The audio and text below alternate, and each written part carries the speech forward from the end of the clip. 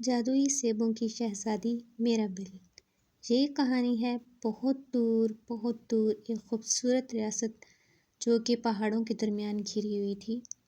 اس میں ایک بہت ہی خوبصورت محل تھا جہاں پر صرف سیب ہی سیب اگائے جاتے تھے۔ ان سیبوں کے باغات کی دیکھ بھال ایک خوبصورت شہزادی کرتی تھی۔ اس کا دل بہت زیادہ نرم خوبصورت تھا۔ شہزادی بہت ہی زیادہ خوبصورت تھی اور اس کی رحم دلی ہر جگہ مشہور تھی۔ ایک دن شہزادی جب باغ میں بیٹھ کر سیب توڑ رہی تھی تو وہاں سے اچانک سیڈرک شہزادے کا گزر ہوا۔ سیڈرک شہزادے نے جب اس باغ کو دیکھا تو وہ حیران رہ گیا، لیکن اچانک اس کی نظر شہزادی میرابل پر پڑی۔ شہزادی میرابل بہت ہی زیادہ خوبصورت تھی۔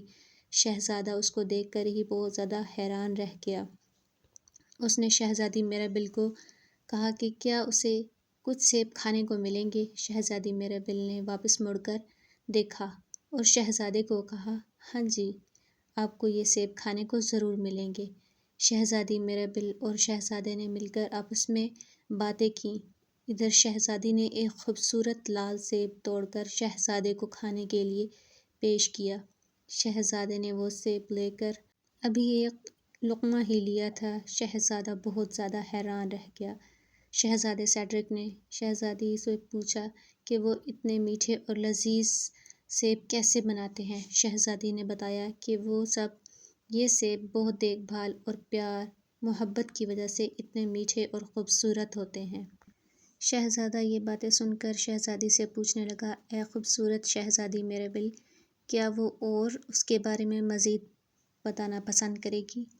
شہزادی نے شرما کر شہزادے کے ساتھ مختلف طرح کی باتیں کی، جس سے انہیں محسوس ہوا کہ وہ ایک دوسرے سے کافی میل کھاتے ہیں۔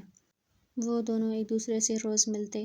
اس طرح انہوں نے شہزادی اور شہزادے نے اسی خوبصورت جادوئی باغوں کے سیب میں شادی کر لی۔ شہزادی اور شہزادے نے ایک دوسرے کا ہاتھ تھاما۔ اس خوبصورت شادی کی تقریب جادوئی سیبوں کے باغ میں ہی رکھی گئی، جہاں پر تمام شاہی لوگوں کو دعوت دی۔ اس طرح شہزادی میرابل اور شہزادہ سیڈرک ایک ہو گئے اور خوبصورت جادوئی باغ کی کہانی